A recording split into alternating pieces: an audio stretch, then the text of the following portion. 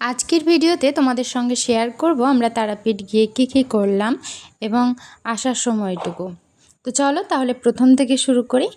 Hello everyone, আমি সোমা। অমৃতের দুনিয়া চ্যানেলে তোমাদের জানাই সকলকে অনেক অনেক ওয়েলকাম। অনেক দিন পরে আবার একটা ভ্লগ ভিডিও দিচ্ছি। ভাবিনি যে ভ্লগ ভিডিও দেব, কিন্তু দেওয়া হয় না। আজকে ভাবলাম যে এটাও একটা স্পেশাল ভ্লগ হতে পারে, ওই জন্যই দেওয়া। তো দেখলি সকাল সকাল আমাদের গাড়ি চলে এসেছে। বেশি দূরের রাস্তা না, আমাদের বাড়ি থেকে প্রায় 2 ঘন্টার মতো রাস্তা হবে। তবুও আমরা বেরিয়েছিলাম ওই 7টা নাগাদ। সকাল 7টা নাগাদেই আমরা বেরিয়ে পড়েছিলাম। যেহেতু মায়ের বাড়ি থেকে যাচ্ছি, সেহেতু মায়ের বাড়ির সকলেই আছে। আমার মা, দিদা, দাদা, বৌদি, কাকিমা, ছোট 2 ভাই বোন, মানে কাকুর ছেলে মেয়ে, আমি এবং আমার বর, আর ওই যে আমার ছেলে। তো সবাই মিলে যাওয়ার একটা আনন্দই আলাদা। আস্তে আস্তে পৌঁছে গেলাম। মনে অনেকটা ভয় ছিল জার্নি নিয়ে, যেহেতু আমি জার্নি করতে একেবারেই পারি না। তবুও মায়ের কৃপায় জার্নিটা বেশ ভালোই হয়েছিল। তো দেখো রাস্তাগুলো তোমাদের সাথে শেয়ার করছি। আর এই জায়গাটা হলো নলহাটি বাস স্ট্যান্ড। কোনো রকম জ্যামের কারণ ছাড়াই এখানে ছিল প্রচণ্ড পরিমাণে জ্যাম। প্রায় আধ ঘন্টার উপর আমরা এখানে জ্যাম হয়ে দাঁড়িয়েছিলাম। এতটা পরিমাণে জ্যাম যে আর কোনো উপায় না পেয়ে আমরা শেষ পর্যন্ত একটু রাস্তা ক্রস কাটিং করতে বাধ্য হলাম। গাড়িটা পিছিয়ে আর একটা রাস্তা আমরা অনুসরণ করলাম। তো তারপরেই আস্তে আস্তে আমরা কিন্তু সামনের দিকে রওনা দিলাম। যেহেতু সবাই ছিলাম, জার্নিটা বেশ ভালোই লাগছিল, হাসি মজা গল্প। আর এই দেখো আমাদের ছেলে কেমন গাড়ি চালাচ্ছে। আসলে যে কাকু গাড়ি নিয়ে যাচ্ছিল, সে কাকু একটু রাস্তাটা দেখতে নেমেছিল যে কতটা জ্যাম আছে, সেই জন্যই ওই জায়গাতে আমার ছেলে আর কি একটু দাঁড়িয়েছিল। তারপরে তো আমরা রাস্তা ক্রস করে বেরিয়ে আসলাম। আর দেখো আমরা চলে এলাম কিন্তু তারাপীঠের প্রথম গেটে। এটা হচ্ছে তারাপীঠ ঢুকতে প্রথম গেট, এবং তারপরে আসছে আমাদের সেই ভাইরাল গেট, মানে দ্বিতীয় গেট। এটা হচ্ছে বীরভূমের এক ঐতিহ্য। তারা মা বলতেই বীরভূমের নাম শুনতেই কিন্তু আমাদের মাথায় যেটা প্রথমে আসে সেটা হচ্ছে তারাপীঠ। আর তারাপীঠ নামটা মাথায় আসলেই যে নামটা যে ছবিটা ভেসে ওঠে সেটা তো মা তারার অবশ্যই, তার সাথে কিন্তু এই গেটটা। তো এই গেটটার সামনে আমরা কিছুক্ষণ দাঁড়ালাম, একটু হাওয়া বাতাস নিলাম, আর বেশ কয়েকটা ছবিও তুলে নিলাম।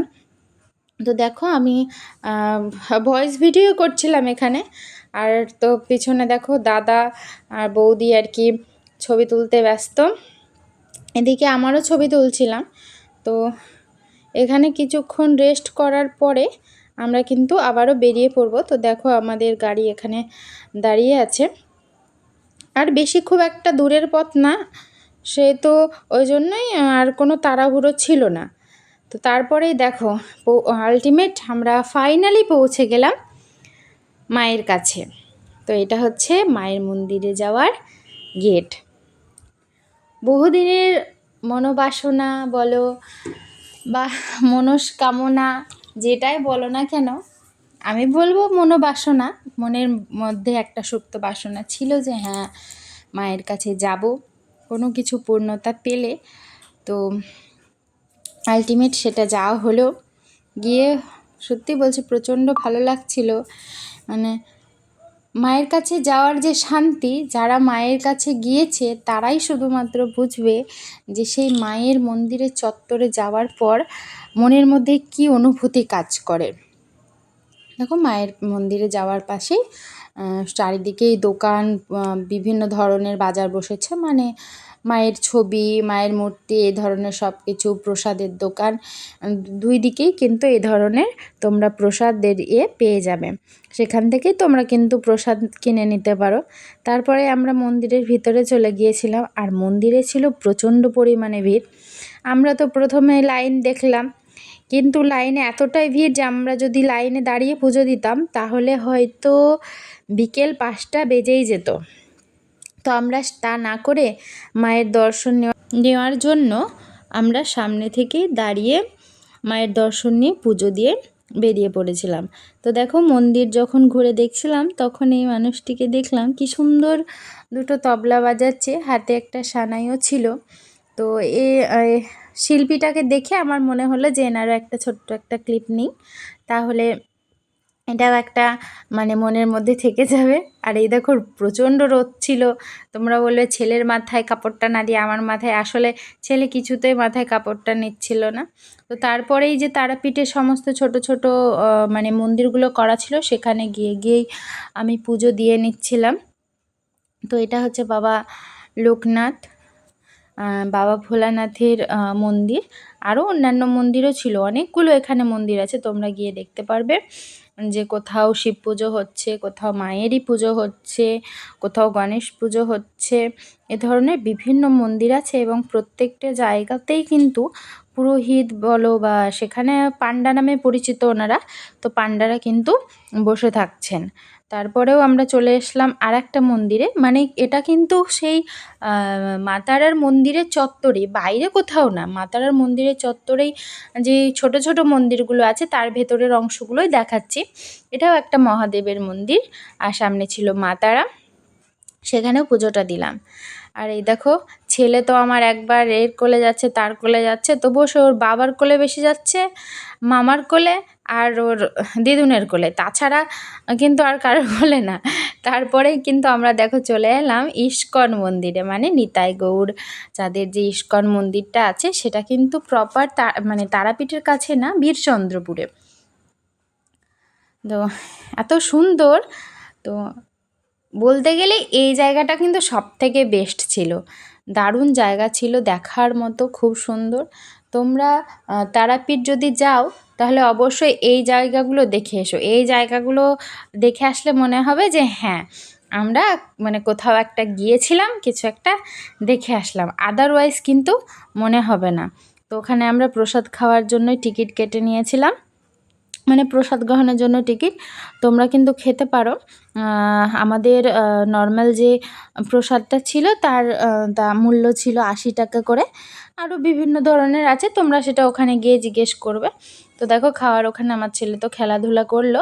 আর এইটা যেটা দেখছো এটা হচ্ছে হাঁটুগাড়ার পুকুর, যেখানে পয়সা বা টাকা ফেললে যদি কোনো মনস্কামনা মানে মনের বাসনা নিয়ে টাকাটা ফেলো তাহলে তোমার মনস্কামনা পূরণ হবে, এমনটাই মানা হয়। আর আসলে এই জায়গাটা হচ্ছে মানে বাঁকারাইয়ের অন্তর্ধান স্থান। এখানেই মনে করা হয় বলুন বা কাল্পনিক কাহিনী অনুযায়ী এখানেই কিন্তু বাঁকারাইয়ের কি বলবো শেষ বলতে পারেন, বা সে পাথরে পরিণত বা ভগবানে পরিণত হয়েছিল, এটারও অনেক কাহিনী আছে, পরে আপনাদেরকে সবটা বলবো। আর এইটা চলে আসলাম সেই বাঁকারাইয়েরই এক আশ্রমে, গৌর নিতাইয়ের আশ্রম।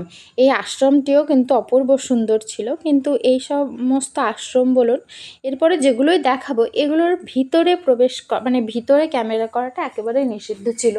তো ভেতরের বর্ণনাটা আমি আপনাদেরকে বলে কতটা বোঝাতে পারবো জানি না, তবে সত্যি বলছি বাইরেটা যেমন দেখছেন, ভেতরে গিয়ে যখন ওই গৌর নিতাইয়ের মুখগুলো দেখবেন না, এতটা সুন্দর, মানে তাদের মাধুর্যে যেন আপনার চোখ দুটো ছানা বড়ার মতো হয়ে যাবে, এতটাই সুন্দর।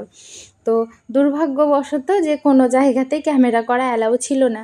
তারপরে নিতাই গৌরের বাড়ি, সেটাও অপূর্ব সুন্দর ছিল। আর এবার আসলাম বাঁকারাইয়ের বাড়ি। তো বাঁকারাইয়ের বাড়ি যেতেই প্রথমে আছে জগন্নাথ দেবের মন্দির, যেখানে মা কমলা, বিমলা, মা লক্ষ্মী বিরাজমান, মা দুর্গাও এখানে রয়েছে। কিন্তু ভেতরে যেহেতু ক্যামেরা করা নিষিদ্ধ ছিল সেহেতু সমস্তটার ক্যামেরা করে দেখানো হয়নি, যতটা পেরেছি আমি কিন্তু ক্যামেরাবন্দি করেছি। তারপরেই সেটা দেখার পরেই চলে এসেছিলাম মেন জায়গা বাঁকারাইয়ের মন্দির বা বাঁকারাইয়ের বাড়ি, যেটাই বলুন না কেন। তো এটাও ছিল অপূর্ব সুন্দর, মনোমুগ্ধকর একটি জায়গা। শুধু বাঁকারের বাড়ি না, এই পুরো আশপাশটাই ছিল মনোমুগ্ধকর জায়গা। মানে শিল্পীরাও এত সুন্দর কাজ করেছে না এই মন্দিরগুলোর উপরে, কি বলবো আপনাদের। তো আমি বলবো সত্যি তারাপীঠ গেলে এই জায়গাগুলো একবার করে যাবেন, একটা বার করে যাবেন। মানে এত সুন্দর, এত সুন্দর, এত সুন্দর, কিছু বলার নেই, দারুণ সুন্দর জায়গা। মানে এগুলোই দেখার মতো। তারাপীঠে আমরা বেশিক্ষণ সময় কাটাইনি, কেননা এতটা ভিড়, প্রচণ্ড ভিড় যেহেতু তারাপীঠে আর পুজো দেওয়ার জন্য, মায়ের মুখ দর্শনের জন্য এতটাই সবাই আকুল হয়ে থাকে, সেই জন্য সেখানে আর বেশিক্ষণ আমাদের থাকা হয়নি। সৌভাগ্যবশত মায়ের মুখটা কিঞ্চিৎ পরিমাণে দেখতে পেয়েছিলাম, তো সেই সৌভাগ্য নিয়ে আমরা আবার বাড়ি ফিরে চলে